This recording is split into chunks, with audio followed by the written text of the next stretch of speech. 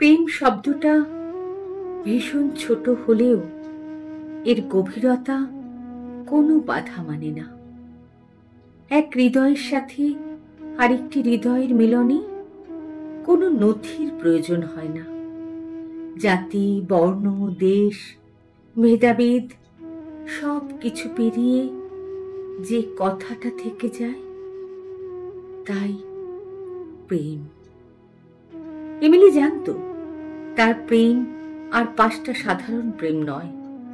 তার প্রেমিক পুরুষটি এক দেশের নায়ক, আগুনের গোলা, ভারত মায়ের দামাল ছেলে, যার বুটের শব্দে ইংরেজদের সাম্রাজ্য উলট পালট করে দিয়েছে।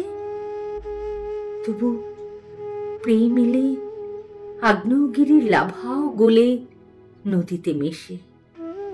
বিদ্রোহ যখন ক্লান্ত হয়ে যায়, প্রেম তখন শান্তির ছায়া এনে দেয়। এক অস্ট্রীয় পরিবারের, রক্ষণশীল পরিবারের কন্যা এমিলি। পরিবারের পক্ষ থেকে তাকে নান হওয়ার জন্য চাপাচাপি করতে থাকে। তখনই এমিলির সাক্ষাৎ হয় সুভাষের সাথে।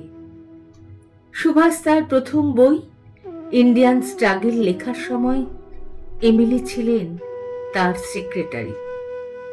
মঞ্জি বড়ই লাগাম ছাড়া, কোথায় গিয়ে সমর্পণ করে কেউ জানে না। তেমনি বোঝেননি 37 বছরের সুভাষ 25 বছরের সুন্দরী বুদ্ধিমতী এমিলিকে দেখার পর। প্রেমকে তিনি সম্মান দিয়েছিলেন। বিয়ে করে এমিলিকে স্ত্রীর মর্যাদা দিয়েছিলেন। আমাদের ভারতবর্ষের স্বাধীনতা আন্দোলনের নায়ক। কন্যা অনিতাকে নিয়ে 3 বছর ছিলেন সংসারে।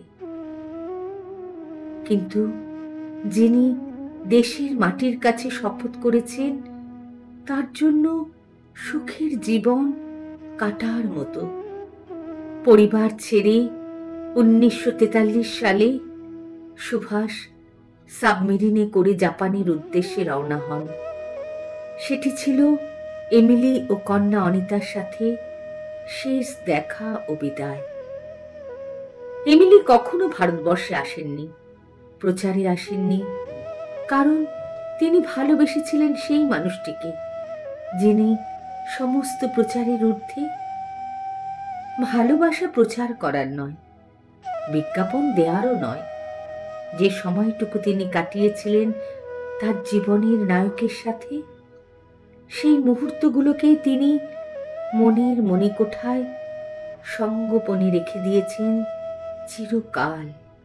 হয়তো সুভাষ তাকে স্ত্রীর মর্যাদা দিয়েছিলেন, শুধু এইটুকুই তার জীবনের প্রাপ্তি ছিল। এমিলি জানতেন ভারতবর্ষের স্বাধীন পতাকার কোনায় কোনায় তার স্বামী, তার প্রেমিক পুরুষটির নাম লেখা। এমিলি শিখিয়ে দিলেন ভালোবাসা কোনো প্রচার নয়, ভালোবাসা কোনো বিজ্ঞাপন নয়, ভালোবাসা কিছু সুন্দর মুহূর্ত, ভালোবাসা শ্রদ্ধার, ভালোবাসা অহংকার। এমিলি সেঙ্কেল আপনার ভালোবাসাকে, আপনার প্রেমকে নত মস্তকে শ্রদ্ধা। স্যালুট।